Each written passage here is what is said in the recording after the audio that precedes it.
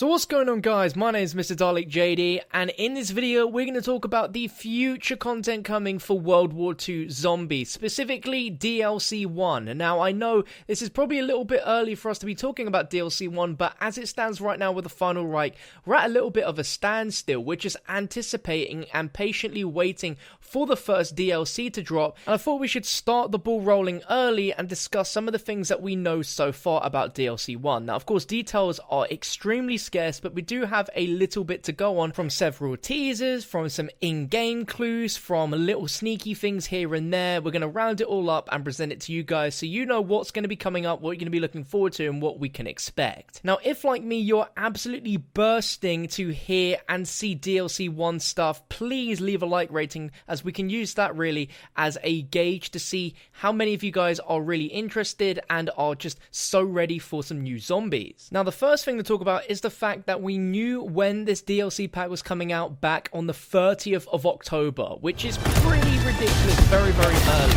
You guys may or may not have already noticed this, but during that month, specifically that week, it was Paris Games Week. And actually, Call of Duty released a trailer for the Caravan bonus map, which is the season pass.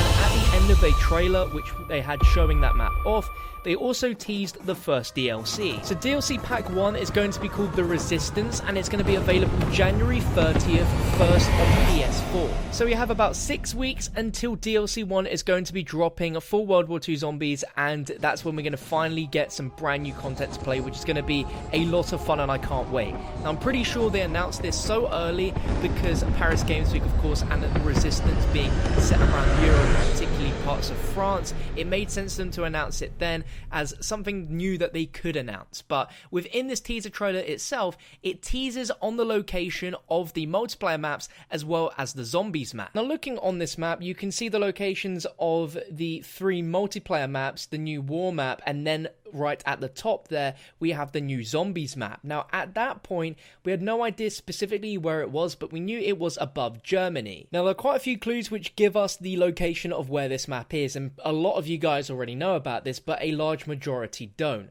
Cameron Dayton tweeted this on the 3rd of December, which was a reply about the Easter egg hunts that are going on, trying to translate what the zombies' voices are saying. And he said, in the meantime, get prepped, studying up on German activity in the North Sea. That was our official first clue from the developers, and adding 2 and 2 together, you can start to work out that this location isn't actually in Germany, but actually set in the North Sea on a small island. Now, going into the final Reich and going into this room in the morgue, you notice that there are quite a few photographs of a island, and by matching up these images within this room and doing a Google search, you can find out that this map specifically is going to be taking place on a German island called Heligoland. This is really exciting because this is a pretty cool location to have a zombies map, and just like I feel with Treyarch, I feel Sledgehammer Games have a lot of ideas up their sleeves, both creatively and also just in terms of how they want the story to go and how they can really go to some interesting and pretty cool locations. So this Heligoland is a somewhat odd case, as it's the only German island that's not close to the coast, or at least the mouth of a river.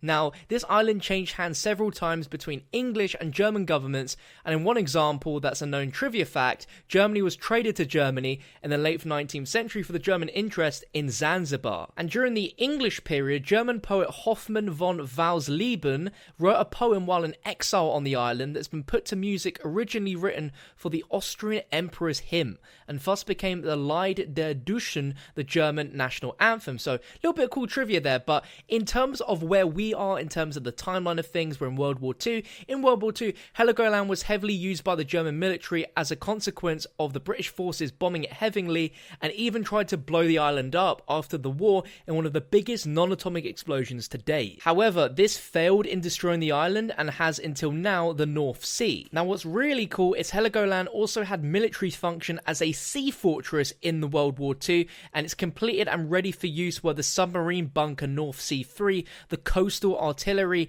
an air raid shelter system with extensive bunker tunnels, and the airfield with the Air Force. The fact that this map will potentially have a submarine bunker is something to get extremely excited about, because we've had one zombies map which is technically set underwater, being Exo Zombies Descent, but we only went outside of it once during an Easter Easter egg step, but imagine if we could actually roll around to different sections of the map via a submarine. This would be insane, and the closest thing we've had yet to a potential Atlantis-style zombies map. Now, it's unclear in what state we're going to be experiencing Heligoland, as of course it's set during World War II, but we don't know if they're going to change anything.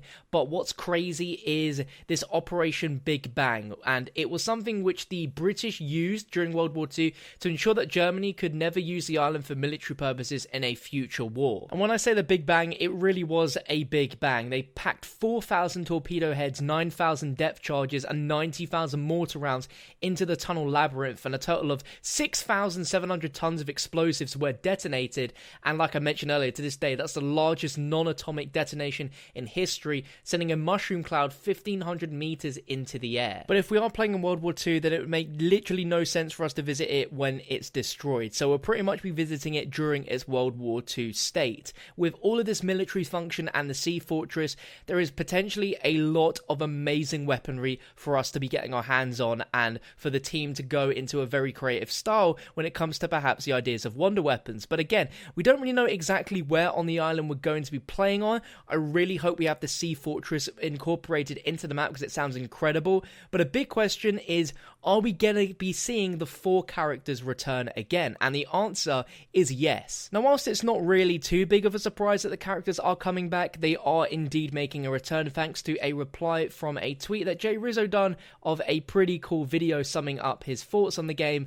And he replied saying, "Great analysis, and don't worry, we'll be exploring Jefferson, Olivia, and Drosten more in depth. This story is far from over. Things are going to get dark." So I think one complaint was how the final Reich was pretty much based solely on Marie Fisher, and of course that's very important because there's that relationship between her and her brother, which is the main point of the map. But I do agree, it felt like there was a lot of opportunity for exploration of all the characters really, in terms of dialogue, storyline, things that happen, rather than just sticking only to Marie. Now they could go down the route of having a map based on solely one character like Black Ops 3 did, but I want them to go ahead and, you know, make their own creative path here, something which is unique to the zombie storyline that we've not seen before. But let me know your thoughts on this location for a zombies map. Are you guys hyped by this idea? Are you excited for us to be playing on a island just like this? The last time we had a zombies island was Zetsubo no Shima, and we know how that went down. Very, very mixed opinions on that map, but hopefully this one will be a really good map. And looking over at the Final Reich in an overview as a map, I think it's a really good map. The location's pretty awesome. The feeling, the atmosphere, the story that's been told is pretty damn good and solid for a first map and an on-disc map. I just can't wait for there to be more content. I'm just at the point now where I'm pretty bored of the Final Reich, and I'm just so excited to see where we head next, because I mean, the game's only been out for about 5 weeks, but I feel we've been playing this map for a lifetime, and I feel like we just need a new map. Now, when it comes to DLC 1 announcements, it seems every year Activision and the Call of Duty developer that are making the game at the time release a trailer earlier and earlier. In 2015, when Black Ops 3 came out, we got a trailer for DLC 1 containing footage of Der Eisendrache in December, and the exact same thing happened last year with IW, where there was a real professional trailer made where, you know, they had developers talking to the camera, and they showed off Raven the Redwoods again in December. So perhaps we might be seeing a trailer this month for the initial announcement of DLC 1, where we get to see previews of the map and its development. It seems they always focus the most on these videos when it comes to the first DLC.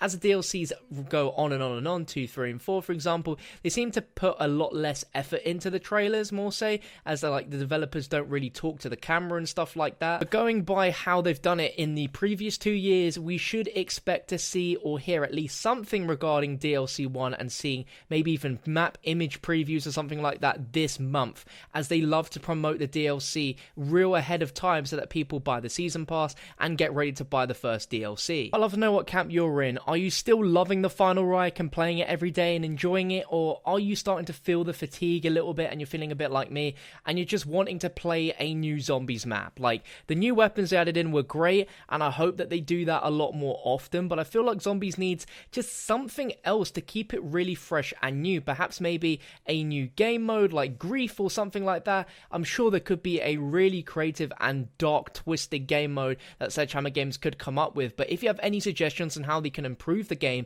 let me know your thoughts in the comment section down below. And I'm also going to link a Reddit thread, which is a thread where the developers for World War II Zombies are actually going to be reading the feedback on indefinitely. So if you have any ideas, then be sure to pop those on the thread as well. But thank you for watching. If you want to stay up to date with the latest information about DLC 1 as and when we hear it, then make sure to hit that subscribe button and do drop a like rating to support this video as well. But thank you for watching. I'll catch you next time.